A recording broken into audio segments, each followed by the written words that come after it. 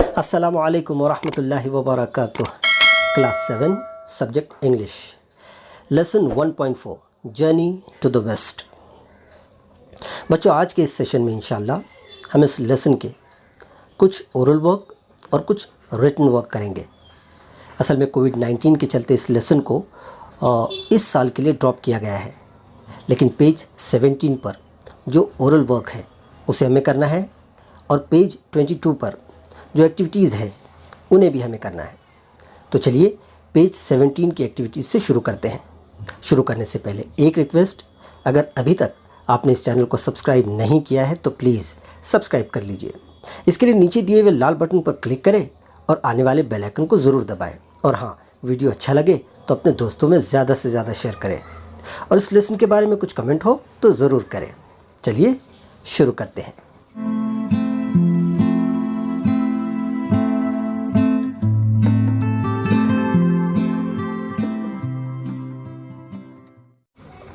Bismillahirrahmanirrahim. Number 1. How do people find their way through deserts, forests, mountains, oceans, etc. today? How did they do it in the past? Discuss. लोग आजकल रेगिस्तानों, जंगलों, पहाड़ों, समंदरों वगैरह में से अपना रास्ता किस तरह तलाश करते हैं?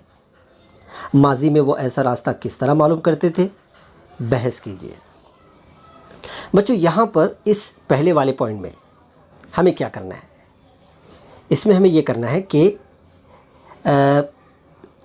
आज के मौजूदा दौर में अगर हमें कहीं जाना हो और मुख्तलिफ़ रास्तों से अगर हमें गुज़रना हो तो उस वक्त हम किन ज़राए का इस्तेमाल करेंगे, या हम उन असफ़ार को, उन सफ़रों को करने के लिए क्या तैयारियां करेंगे, इसको हमें इसके बारे में हमें डिस्कस करना है, बहस करनी है। ज़बानी काम है। इसमें सबसे पहले जो लफ्ज़ आया है वो है डेज़र्ट्स। डेज़र्ट कहते हैं जो रेगिस्तान होते हैं उसमें, फॉरेस्ट्स यानी जंगलों में, माउंटेन्स पहाड़ियों में, ओशन समंदरों में।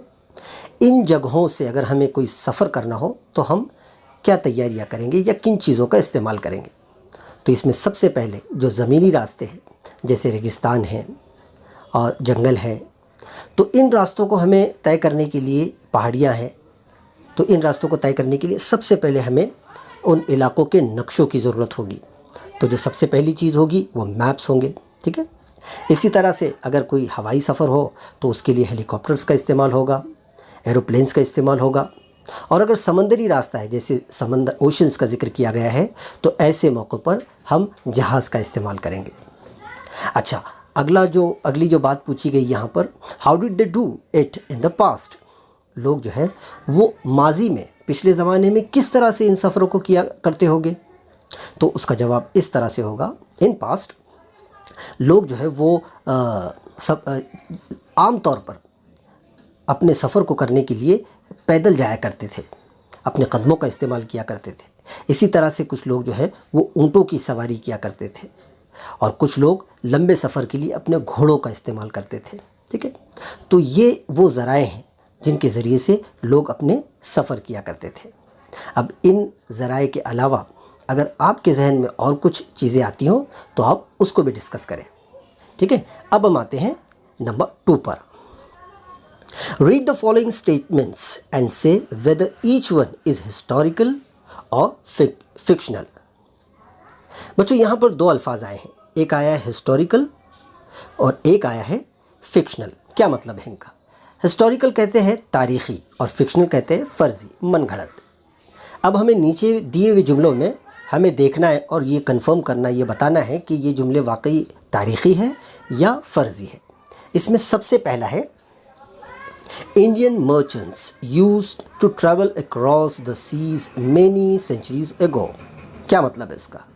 इसका मतलब ये है कि हिंदुस्तान के जो ताजिर हुआ करते थे वो अपने सफ़र पूरा करने के लिए जो है वो मुख्तलिफ़ समंदरों से गुज़रा करते थे, ठीक है। मुख्तलिफ़ समंदरों के ज़रिए से वो अपने तिजारती सफ़र किया करते थे।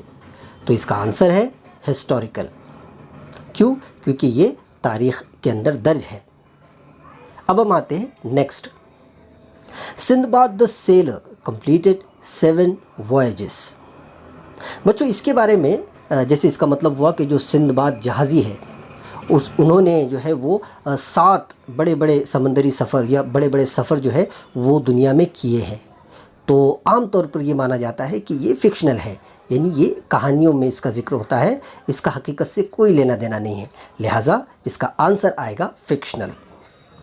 Number 3, Neil Armstrong landed on the moon in the 20th century. Neil Armstrong जो है वो अमेरिका के जो खिलाबाज थे, उन्होंने सबसे पहले चांद पर कदम रखा 20वीं सेंचुरी में। तो बिल्कुल सही है, ये एक हिस्टोरिकल जो है, इसको हम आंसर में लिखेंगे हिस्टोरिकल। ठीक है, अब हम आगे बढ़ते हैं। Aladdin could fly on his magic carpet. Aladdin जो है वो अपनी जादुई चटाई पर उड़ा करता था। तो बच्चों ये तो हमें पता है कि ये फिक्शनल है, फर्जी है। Next, Alexander the great conquered a number of countries before he came to India. Alexander यानी सिकंदर, ये शहंशाह सिकंदर का जिक्र हो रहा है यहाँ पर। इन्होंने जो है वो conquered a number of countries, यानी इन्होंने बहुत सारे ममालिक को पर फतेह हासिल की हिंदुस्तान में आने से पहले। तो ये हिस्टोरिकल है और ये सही है। Next, Gulliver met very tiny people in Lilliput and giants in the country of ब्रॉबडिंगनैग।